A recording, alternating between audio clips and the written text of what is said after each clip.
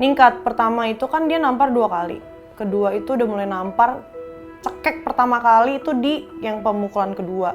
Mukul ulu hati. Terus apa lagi ya? Udah sih itu doang. Ketiga baru jedotin kepala. Baru aku masih nggak bisa bahas lagi Kak, kalau harus diingat lagi. Belajar. Pertama kali bunuh diri, ngancam bunuh diri masih hidup kok. Kedua kali ngancam bunuh diri masih hidup kok. Terus masa aku ngorbanin diri aku dipukulin untuk dia nggak mati? Aku bisa mati loh Kak. Dipukulin yang ketiga kali kan sampai pala hancur banget. Kalau kakak mau, aku nggak bawa lagi CT scan-nya. Tapi ada CT scan-nya tuh bener-bener bengkak gitu loh. Pikirannya tuh cuma dua nih yang paling common di orang yang terjebak toxic relationship. Ini dia udah janji pasti dia akan berubah. Percaya, dia nggak akan pernah berubah. Woi, badan gue masih biru-biru, pala gue masih sakit banget, muter banget, buka rahang aja gue nggak bisa. Lu minum lagi, otak lu tuh di mana gitu, udah marah banget kayak gitu loh. Dan dia ngomong satu kalimat yang aku nggak akan bisa lupa. Aku harus selalu bikin kamu insecure, Clara. Biar kamu sayang, lebih sayang, tambah sayang sama aku. Di situ baru mulai, wah nggak bener nih. Kok pemikirannya nggak kayak orang normal ya?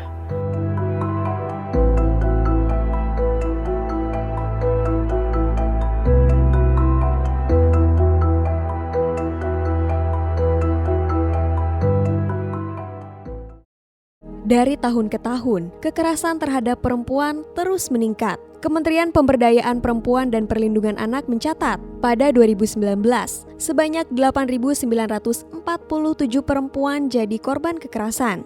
Di 2020, ada 8.763 orang, sementara 2021 menjadi 10.368 kasus. Clara Sutantio jadi salah satu dari banyaknya korban kekerasan terhadap perempuan. Namun ia tidak memilih diam. Clara menceritakan pengalaman hubungannya yang pahit di media sosial. Kasusnya pun menjadi viral. Nama saya Clara, umur 27 tahun, pekerjaannya modeling. Yang ngebuat suka tinggi. Aku susah banget kayak dapet cowok tinggi. Terus katanya orangnya kalem. Aku pikir kan kalau aku kan personality-nya aslinya tuh kayak loud, petakilan gitu kan, ceria gitu. Jadi kayaknya dia bisa mengimbangi gitu loh, karena anaknya kalem. Hubungan abusive adalah pola atau perilaku kekerasan dalam suatu hubungan yang digunakan untuk membentuk kuasa dan kendali terhadap pasangan. Perlakuan tersebut bisa berupa ancaman, isolasi, serta intimidasi baik secara fisik, emosional, finansial maupun seksual. Ya tiba-tiba digampar aja yang pemukulan, kan kejadian 3 kali itu di abusive. Itu ditampar aja yang pertama. Itu juga kaget banget sih, kok bisa main tangan gitu. Sebenarnya udah dengar desas-desusnya tuh kalau emang dia main tangan. Abis itu dulu tapi emang gak mau pacaran lagi setelah main tangan itu selama 2 tahun. Abis itu baru pacaran sama aku. Jadi aku pikir ya mungkin dia udah menebus kesalahannya dengan cara dia gak mau pacaran dulu sama orang selama 2 tahun untuk berubah dulu, untuk kayak memperbaiki dirinya dulu gitu. Jadi aku pikir ya udah mungkin orang udah berubah. Jadi dia tuh selalu mikir aku tuh selingkuh gitu, padahal aku kan enggak gitu. Terus dia mulai, dasar lo selingkuh, tampar gitu. Itu udah mulai kecium anehnya gitu sih, kayak. Tapi namanya orang lagi jatuh cinta ya Kak. Jadi aku selalu berpikir, ya udahlah, namanya juga lagi mabok. Aku tuh lumayan orang yang bertoleransi tuh lumayan panjang gitu. Ningkat. Pertama itu kan dia nampar 2 kali. Kedua itu udah mulai nampar. Cekek pertama kali itu di yang pemukulan kedua. Mukul ulu hati. Terus apa lagi ya? Udah sih itu doang. Ketiga baru jedotin kepala. Baru aku masih nggak bisa bahas lagi Kak, kalau harus diingat lagi. Di awal fase hubungan abusif, Clara memang merasakan ada yang tidak beres terhadap hubungannya. Tapi dia masih belum yakin harus berbuat apa. Mau tidak mau, akhirnya memilih untuk bertahan. Aku mulai bertanya gitu. Aku nggak ngerti nih logikanya di mana. Orang secemburuan lu, tapi yang selingkuh lu. Aku selalu ngomong sama dia gini, ini tuh nggak balance loh. Gue pacaran sama lu, tugas gue itu nyenengin lu sama bikin lu secure. Misalnya ada cowok nih nelfon aku bilang, si ini telepon ya. Kayak aku ngasih tahu semuanya. Dan dia ngomong satu kalimat yang aku nggak akan bisa lupa. Aku harus selalu bikin kamu insecure, Clara. Biar kamu sayang, lebih sayang, tambah sayang sama aku. Di situ baru mulai, wah nggak bener nih. Kok pemikirannya nggak kayak orang normal ya? Ya, ini salah satunya adalah yang pertama banyak sekali ya hal-hal yang ini cukup banyak faktor yang bisa membuat orang jadinya memaafkan ya. Yang pasti pertama adalah tadi tuh rasa sayang, rasa cinta itu jadi alasan ya. Kemudian tadi masalah insecure. Apakah kalau saya bersama dengan orang lain, apakah ada yang mau menerima saya seperti dia, gitu ya? Kemudian berarti si pasangan pelaku ini juga berhasil menanamkan value bahwa apa yang saya lakukan ini hanyalah sebuah kekilafan atau kesalahan, sehingga kan sudah ditutup dengan minta maaf, ya. Jadinya rasionalisasi bahwa oh ya dia memukul saya karena dia marah, karena saya melakukan kesalahan. Setelah diperbaiki, setelah minta maaf, ya udah semuanya membaik lagi. Relasi itu seakan-akan membaik.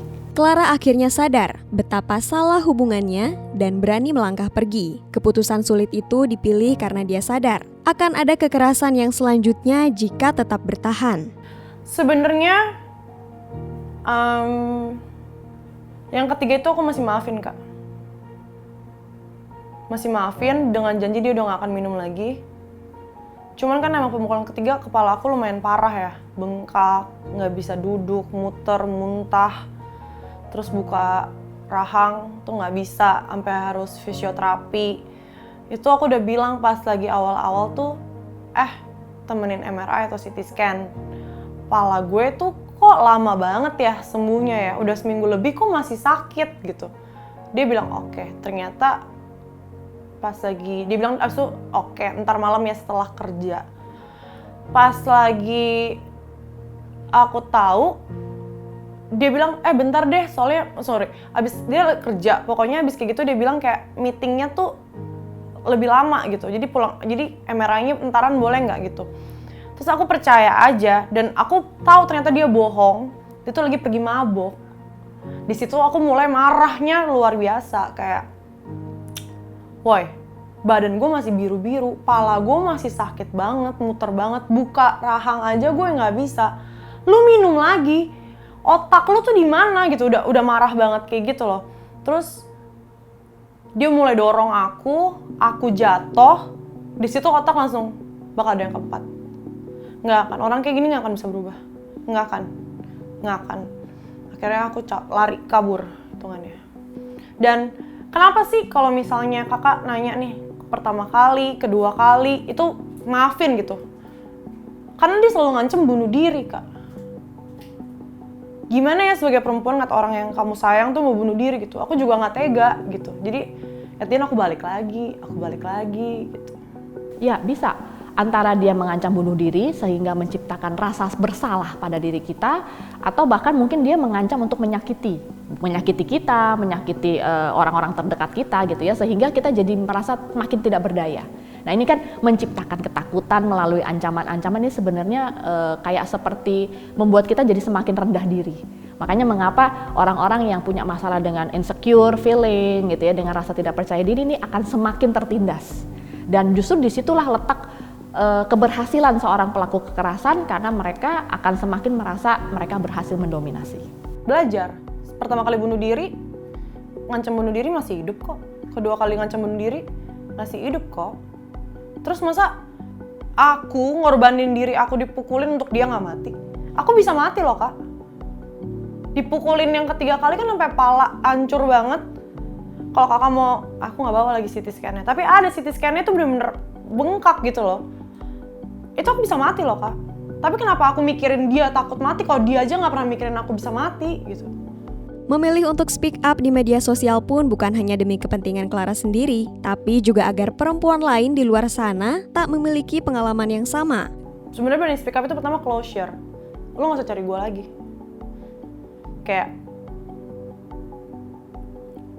ngasih tahu kayak udah, kita tuh udahan gitu. Gue udah buka semuanya ke publik gitu loh. Yang dia paling takutin kan itu kan. Terus nggak tahu sebenarnya mau ngapain. Abis aku posting, aku tuh nggak tahu mau ngapain. Nggak tahu. Oke, lapor polisi itu caranya gimana sih? Ke Polres dulu kah? Atau visum dulu kah? Dan yang kagetnya Kak, saat aku posting, 4 mantannya tuh chat aku dan ceritain hal yang sama. Jadi tadinya mungkin kayak, dia kan ngancem bunuh diri lagi tuh, hati udah melemah tuh. Apa kasih kesempatan sekali lagi ya? Si bodoh ini kan masih percaya cinta ya. Cuman gara-gara mantannya semua ngechat aku kayak gitu, ada satu kalimat yang mantannya tuh ngomong ke aku, yang bikin aku harus maju gitu. Terima kasih ya Clar, kamu itu adalah jawaban dari semua doa-doa mantannya dia. Itu mantannya chat aku kayak gitu. Aku langsung kayak, dan warning juga, kalau aku berarti kalau dari, ini yang ngontek aku 4 mantan, berarti aku 5 gitu ya. Kalau aku diem nih, taruh deh ya udahlah pacaran itu kan privacy ya. Coba aku diem, putus, terus dia pacaran sama orang lain. Kena lagi nggak tuh? Berarti sih ada korban selanjutnya gitu loh. Ya, jadi aku I need to speak up, jadi nggak ada korban selanjutnya lagi aja, kasihan Kak. Cukup aku aja lah yang terakhir kayak gitu, soalnya itu trauma banget. Ya, ini cara keluarnya itu sebenarnya gini, balik lagi ke si pasangan yang menjadi korban, ya. Atau kadang-kadang ada juga ada juga dari kita yang merasa bahwa kalau saya cerita itu adalah aib, padahal relasi itu adalah tanggung jawab saya. Nah, ini yang kadang-kadang jadinya, oh kalau relasi ini tanggung jawab saya harus memperbaiki pasangan saya harus terima dia apa adanya. Jadi kesannya seperti tidak bisa keluar. Tetapi ketika kita sadar bahwa relasi itu adalah tanggung jawab berdua, dan ketika salah satunya itu tidak dapat berfungsi, salah satunya punya masalah dan tidak mau berubah, maka kita sendiri yang harus keluar. Gerakan Women Support Women pun tak hanya sekedar jargon semata, tapi menjadi aksi nyata. Keluar. Susah aku tahu, keluar. Satu nih orang yang aku pelajarin ya Kak, selama aku putus. Pikirannya tuh cuma 2 nih, yang paling common di orang yang terjebak toxic relationship. Ini dia udah janji pasti dia akan berubah. Percaya, dia nggak akan pernah berubah. Kedua, nanti kalau dia berubah, tapi sama cewek lain gimana? Enak banget cewek lainnya itu udah dapat bagusnya, gue dapat jeleknya. Percaya deh, itu cewek bakal akan ngerasain apa yang kamu rasain. Ini orang udah se-toxic ini gitu. Kamu coba rubah, nggak akan pernah berubah, dan mungkin beberapa saat dia akan buktikan. Karena di saat pemukulan ketiga itu, dia tuh beneran berhenti alkohol, Kak. Tapi seminggu kemudian, balik lagi, nggak akan pernah berubah. Terus polisi aku tahu bakal panjang lah. Cuman aku pengen banget aku terakhir titik gitu. Pokoknya segimanapun aku mau dia nggak punya korban lagi. Udah cukup aku aja yang terakhir. Kalau mau egois mah bodo amat, tinggal cabut. Atau kalau dia punya pacar pasti kan cuma kayak good luck ya. Terus pacarnya sakit lagi. Pacarnya amit-amit kenapa-napa. Kalau pacarnya meninggal gimana? Next-nya gitu. Pasti kan kita sebagai perempuan kayak, mesti gue kasih tahu dari awal, kasihan kan nyawa orang, kasihan kan mental orang, kasihan kan badan orang. Kita sebenarnya sebagai perempuan kan nyesel pasti kalau kita nggak ngomong dari awal gitu loh Kak. Ya woman support woman.